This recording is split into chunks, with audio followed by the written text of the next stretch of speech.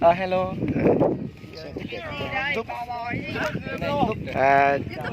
Dạ dạ dạ. Chào các anh chị em fan của anh Theo nhá. Đây là Lương Thế Theo nhá. Tiên gặp. Siêu Sam TV. Đây là mi tua cắp chẳng họ. Là vui nha. Dạ. Hôm nay chúng ta xuống đây Về vào đá chẳng họ. Ăn tất niên. Đá. Và đây là mặt tân ghê lắm. Nấu chưa con. Mọi người này vào thăm nhà mới của Đun này, đang làm chuẩn bị cái đồ đạc nó làm nhà sàn.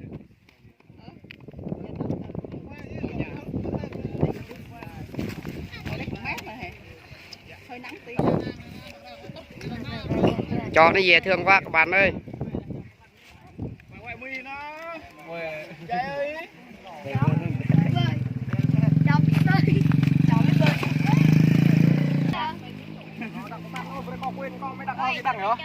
Hôm nay nó đặng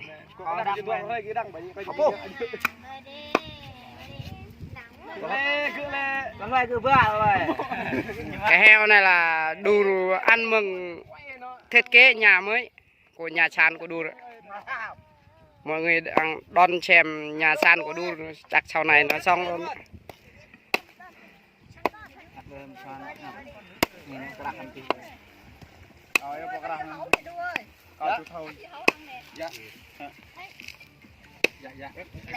Cái đó là nhà tạm thời của Đu.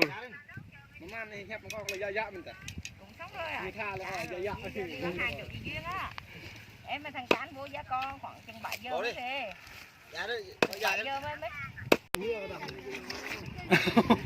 Ôi mọi người, cái này ghê quá.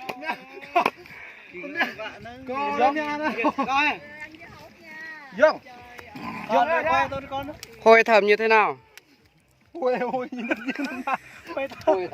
chưa biết mùi vị như thế nào, ngon cái đặc gì đó. Cái này là loại này đỏ quá là nó hôi lắm chứ. Làm gì mà thơm. Hôi lắm. Cái đó thôi rồi. Cái này heo.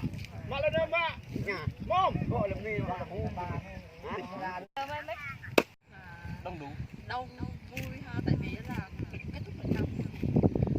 Mình hy vọng là những cái không vui của năm cũ là coi như là nó đã qua rồi.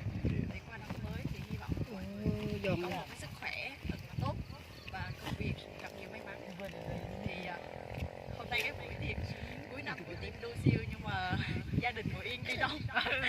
Tại vì đây là các bạn thấy mấy bé này á, thực ra là fan của team Đô Siêu, nên là hôm nay đáng lý là chỉ một mình Yên xuống thôi, thì mấy bé nó biết Yên đi, nó đi theo quá trời đông luôn, rất là Món nhiều quá các bạn ơi. mọi người thông cảm.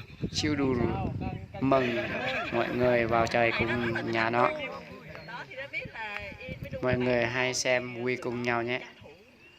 thì sắp tới Đô Siêu sẽ có một cái khu vực này, Đô Siêu sẽ làm một cái khu vui chơi giải trí, thì hy vọng là mọi người sẽ đến đây đông vui và ủng hộ Đu, tại vì khu vực này cảnh rất là đẹp.